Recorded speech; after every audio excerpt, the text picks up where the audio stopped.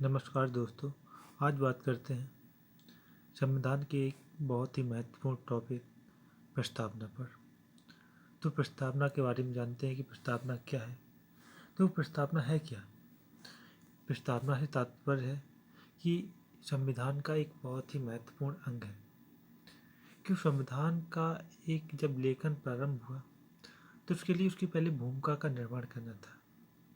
तो वह भूमिका ही प्रस्तावना है। जो भूमिका बनाती है संविधान किस प्रकार से बनाना है, कैसा बनाना है, उसके बारे में क्या क्या होना चाहिए, तो उसके बारे में बेसिक जानकारी थी वह संविधान की प्रस्तावना में अंकित कर दी गई। अब संविधान की प्रस्तावना को भी अनेक नामों से जाना जाता है। प्रस्तावना को कहते हैं, उद्देश्य का भी कहते हैं, प्रस्तावना भी कहते हैं या फरस का भी कहते हैं। ये विभिन्न नामों से भी जाना जाता है। कहा जाता है, जैसे कभी कभी प्रश्न पूछ लिए जाते हैं कि संविधान की आत्मा किसे कहते हैं। संविधान की आत्मा किसे कहते हैं? तो संविधान की आत्मा किसे कहते हैं? उद्देश्य का कहते हैं या प्रस्तावना को कहते हैं। ये क्वेश्चन और पूछा जाता है कि B.R. अम्बेडकर ने, जो संविधान के निर्माता है, संविधान के निर्माता प्रारूप समिति के अध्यक्ष थे B.R. अम्बेडकर ने किस अनुच्छेद को संविधान की आत्मा कहा है? तो B.R. अम्बेडकर ने अनुच्छेद 32 को संविधान की आत्मा कहा है। तो हम समझ लेते हैं प्रस्तावना के बारे में कि प्रस्तावना का विचार कहाँ से आया, किस संविधान मतलब कि किस देश के संविधान से प्रस्तावना देखा गया, उसका अध्ययन किया गया, समझा गया कि इस संविधान से हम ले लेते हैं प्रस्तावना को। तो ये प्रस्तावना है जो USA के संविधान से ली गई। कहाँ से ली गई? USA के संविधान से प्रस्तावना को लिया गया है।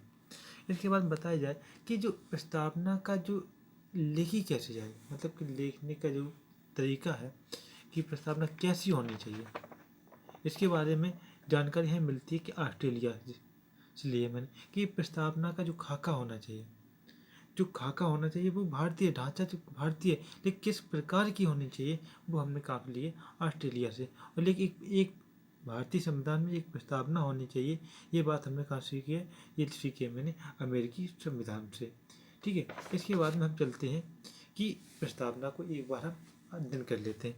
तो प्रस्तावना का अध्ययन किस प्रकार करते हैं, तो चल देते हैं, देखते हैं और थोड़ा समझ लेते हैं इसके बारे में। तो सबसे पहले कहते हैं कि हम भारत के लोग। अब प्रस्तावना में क्या है कि हम भारत के लोग भारत को संपूर्ण प्रभुत्व संपन्न, क्या है?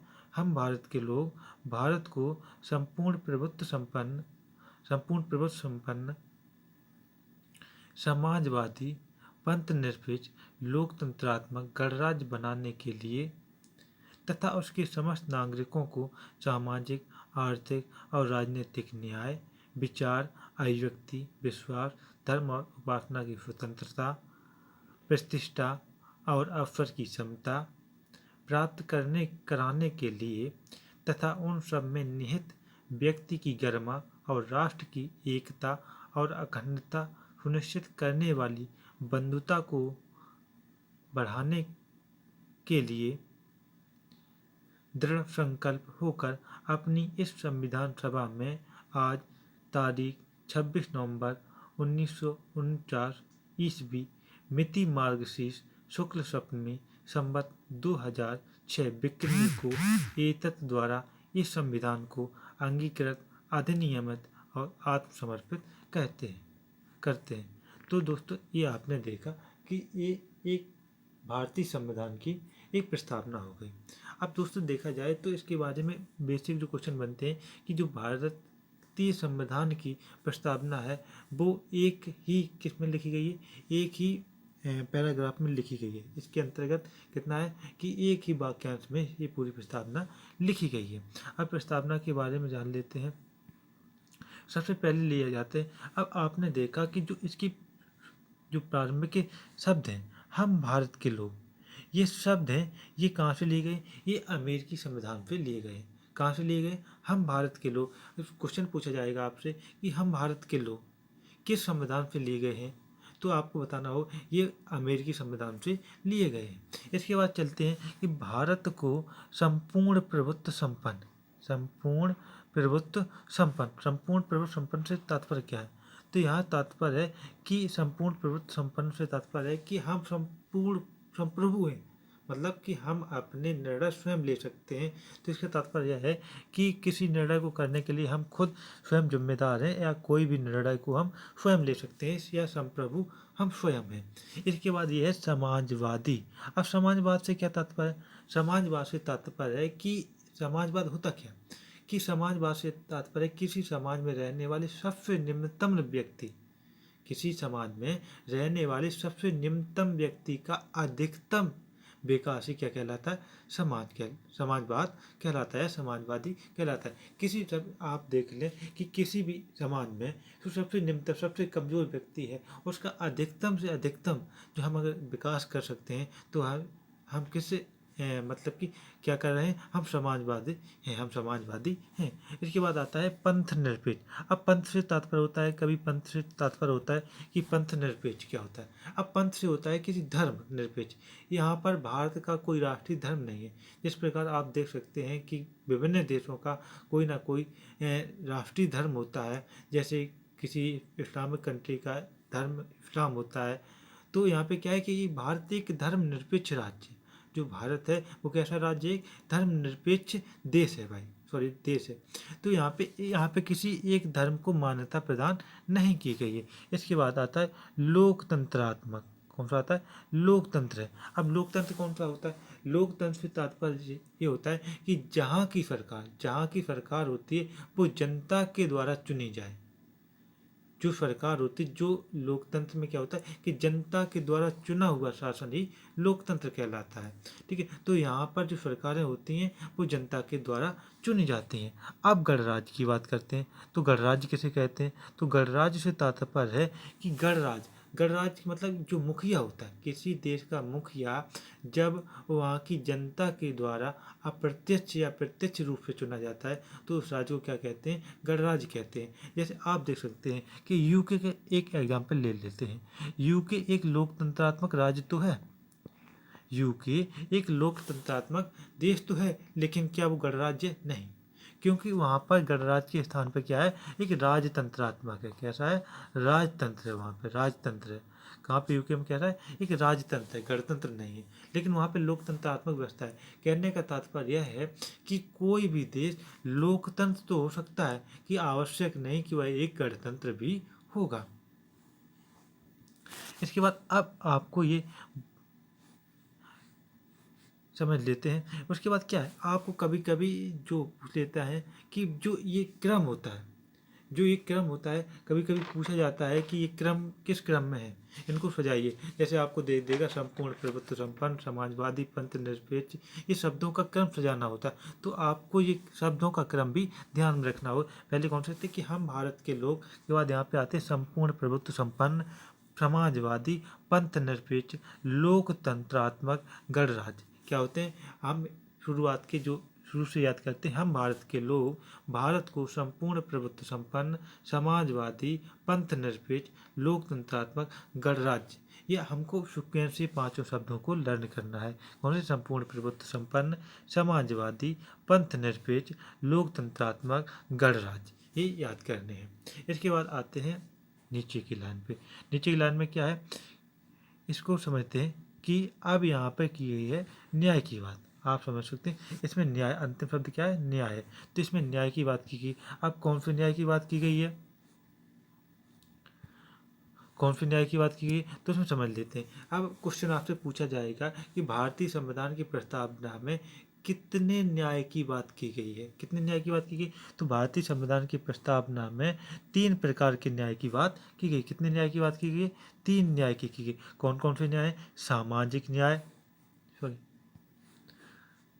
सामाजिक न्याय, आर्थिक न्याय और राजनीतिक न्याय। तो कह सकते हैं भारतीय संविधान में 3 प्रकार के न्याय की बात की गई है, एक सामाजिक न्याय, आर्थिक न्याय और राजनीतिक न्याय।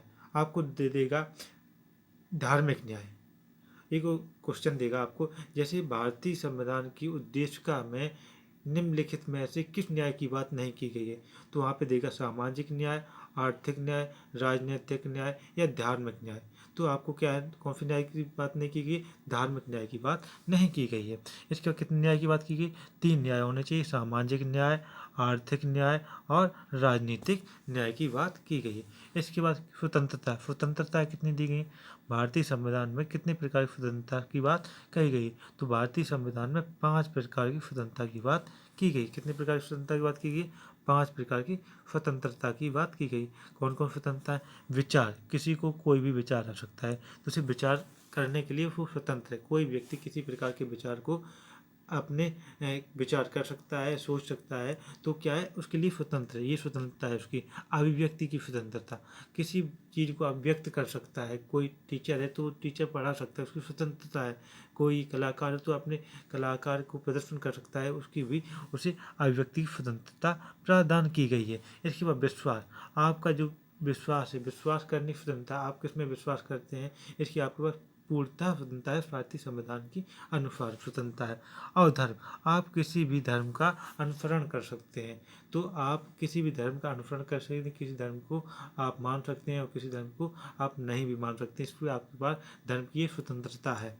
इसके बाद उपासना, उपासना से तात्पर्य क्या है कि भाई कोई है, क्रिश्चियन धर्म का व्यक्ति है तो क्रिश्चियन की धर्म की उपासना करेगा, हिंदू व्यक्ति है तो हिंदू धर्म की उपासना करेगा, ईसाई व्यक्ति है ईसाई धर्म की उपासना करेगा, या मुस्लिम व्यक्ति है तो मुस्लिम धर्म की उपासना करेगा। आप स्वतंत्र हैं किसी विचार से, अभिव्यक्ति से, विश्वास से, धर्म से और उपासना, ये पांचों प्रकार की आप स्वतंत्रता आपके पास भारतीय संविधान में दी गई है। आपको फिर रिकॉल करवा देते हैं कि भारतीय संविधान में सबसे पहले क्या क्या बताया गया है कि भारत को कैसा होना चाहिए? संपूर्ण प्रभु राज्य और संपूर्ण संप्रभु राज्य है, समाजवादी है, पंथ निरपेक्ष है, लोकतंत्र है और गणराज्य भी है। इसके बाद भारतीय संविधान में 3 प्रकार के न्याय की बात की गई है, सामाजिक न्याय, आर्थिक न्याय और राजनीतिक न्याय की बात की गई है।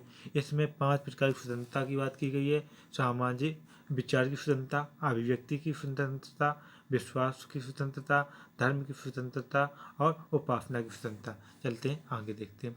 इसके बाद यहाँ पर बात की जा रही है अब समता की बात। अब समता की या समता या समानता की बात किसकी? अब इसमें समानता या समता कितने प्रकार की समानता है?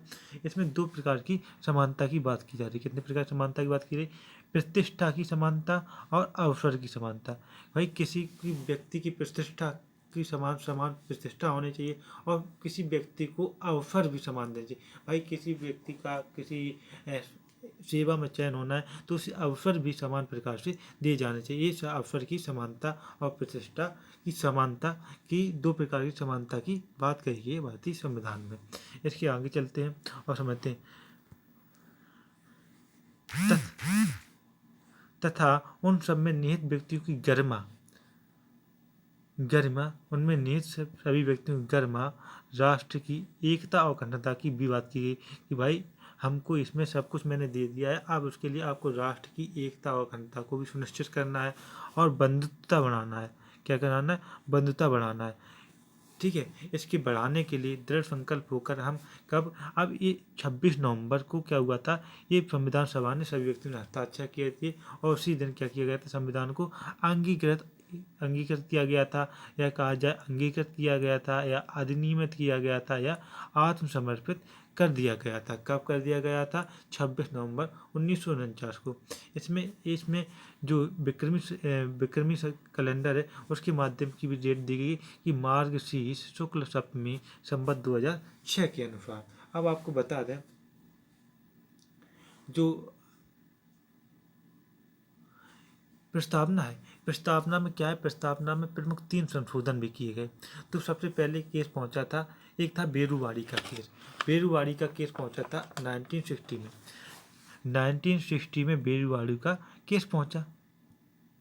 1960 में बेरूवाड़ी का केस पहुंचा और बेरूवाड़ी के केस में क्या है, संविधान न्यायालय से इसका फैसला आया 1960 में।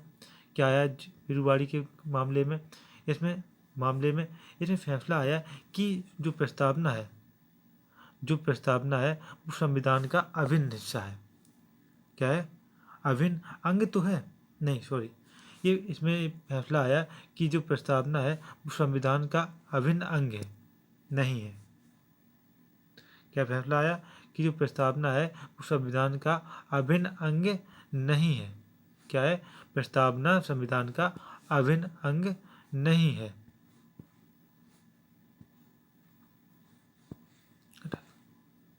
अब फैसला देख लेते हैं कौन कौन से फैसला आए हैं। तो सबसे पहले आया है 1960 में, कौन सा आया, बेरूबाड़ी का। बेरूबाड़ी का एक केस चला 1960 में। इसमें कोर्ट ने, सुप्रीम कोर्ट ने एक निर्णय दिया कि जो उद्देश्य का है, यह प्रस्तावना है, वो संविधान का अभिन्न अंग नहीं है, संविधान का अभिन्न अंग नहीं है, अभिन्न अंग नहीं है, अभिन्न अंग नहीं है, ये फैसला आया, अंग नहीं है। ये फैसला कब आया, 1960 में बेरूवाड़ी के केस में ये फैसला आया। लेकिन अगर कोई भी भ्रम होगा, लेकिन इसमें इन्होंने क्या लगा दिया, अगर कोई भी भ्रम होगा भाई, संविधान के निर्णय में कोई भी भ्रम होगा तो किससे हम सॉल्व करेंगे, उसे उद्देश्य का या प्रस्तावना से ही समझा जाएगा, प्रस्तावना से ही समझा जाएगा। इनका तात्पर्य ये था कि भाई इन्होंने कहा प्रस्तावना संविधान का अभिन्न अंग हिस्सा नहीं है, कोई हिस्सा, अभिन्न अंग हिस्सा नहीं है, क्योंकि अगर संविधान का अभिन्न अंग होता तो उसमें संशोधन हो सकता था। लेकिन उन्होंने कहा कि प्रस्तावना संविधान का अभिन्न अंग है ही नहीं, इसलिए इसमें संशोधन नहीं हो सकता। लेकिन अगर कोई भी आगे चलकर भविष्य में कोई भी अगर भ्रम होता है संविधान को समझने में, तो प्रस्तावना से ही समझा जाएगा। इसके बाद अगला आता है,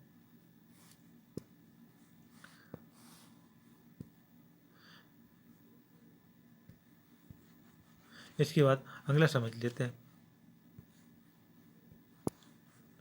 अगला समझते हैं। अगला क्या है, अगला आता है 1967 में, ये आता है गोलकनाथ बनाम पंजाब राज, गोलकनाथ बनाम पंजाब राज, पंजाब से आता है। ये क्या 1967 में आता है, इससे तात्पर्य क्या, इसमें क्या होता है, इसमें निर्णय आया कि ये प्रस्तावना संविधान का अभिन्न हिस्सा है। इसमें इन्होंने क्या कहा कि जो प्रस्तावना है, प्रस्तावना क्या है, प्रस्तावना अभिन्न हिस्सा है किसका, संविधान का।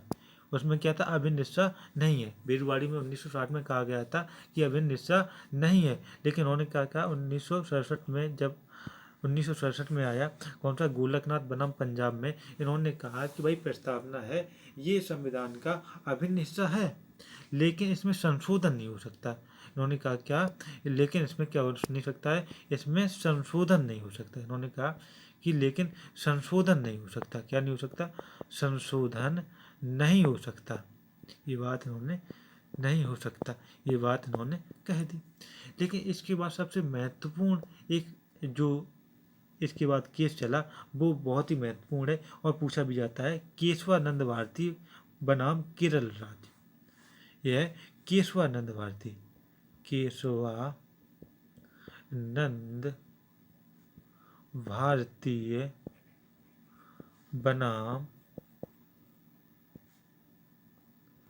बनाम केरल। तो ये कब आया था, 1973 में आया था। कब आया था, 1973 में। इन्होंने, इसमें क्या है, इसमें जो निर्णय आया, इसमें निर्णय आया कि प्रस्तावना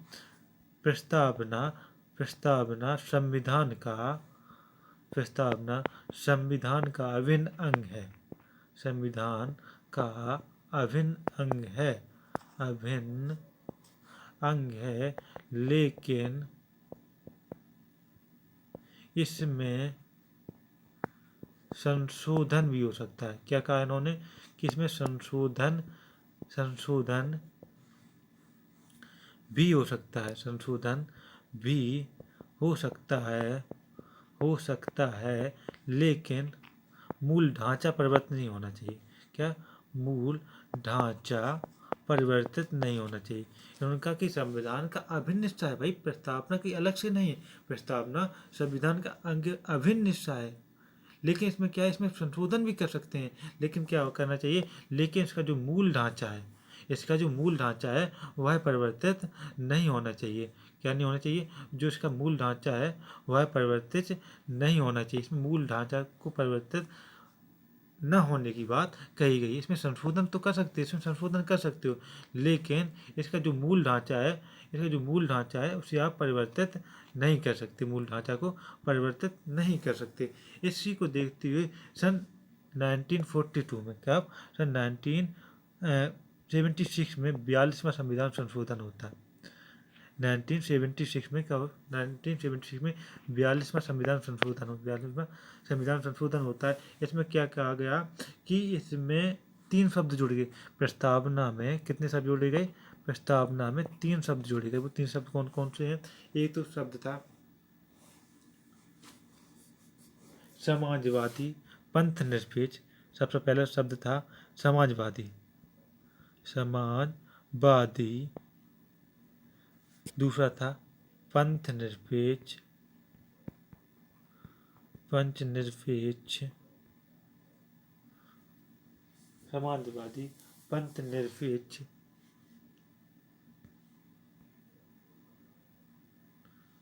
समाजवादी, पंथ निरपेक्ष। और इसके बाद तीसरा शब्द था यहाँ पे अखंडता। कौन सा शब्द था? अखंडता। ये 3 शब्द 1976 में 42वें संविधान संशोधन के द्वारा प्रस्तावना में जोड़े गए। तो दोस्तों हम एक बार फिर आपको रिकॉल करवा देते हैं। तो सबसे पहले हम चलते हैं कि 1976 में 42वां संविधान संशोधन हुआ। इसमें प्रस्तावना में इसमें 3 शब्द जोड़े गए। कौन कौन से 3 शब्द जोड़े गए? समाजवादी, पंथ निरपेक्ष और अखंडता, 3 शब्द जोड़े गए। इसके बाद 1973 में केशवानंद भारती बनाम केरल राज्य में एक निर्णय आया कि प्रस्तावना संविधान का अभिन्न हिस्सा है, इसमें संशोधन भी हो सकता है, लेकिन इसका मूल ढांचा भी परिवर्तित नहीं होना चाहिए। इससे पहले 1967 में एक जो निर्णय आया था गोलकनाथ बनाम पंजाब राज्य का, इसमें कहा गया था कि प्रस्तावना संविधान का अभिन्न अंग है, लेकिन इसमें संशोधन नहीं हो सकता। इसके पहले जो था, इसमें था बेरुवाड़ी का मामला 1960 में। बेरुवाड़ी 1960 में था, बेरुवाड़ी 1960 में था। इसमें कहा गया कि प्रस्तावना संविधान का अभिन्न अंग नहीं है, लेकिन अगर कोई भी समस्या आती है तो हम उसे प्रस्तावना से समझ सकते हैं। बेरुवाड़ी का मामला कब होता है? 1960 में आया था। 19 बेरुवाड़ी का मामला आया था, 1960 में आया था। इसके बाद हम समझ लेते हैं। और दोस्तों अगर आपको ये वीडियो अच्छा लगा हो तो प्लीज़ लाइक और शेयर सब्सक्राइब जरूर करें। धन्यवाद। फिर मिलते हैं अगले वीडियो, तब तक के लिए धन्यवाद।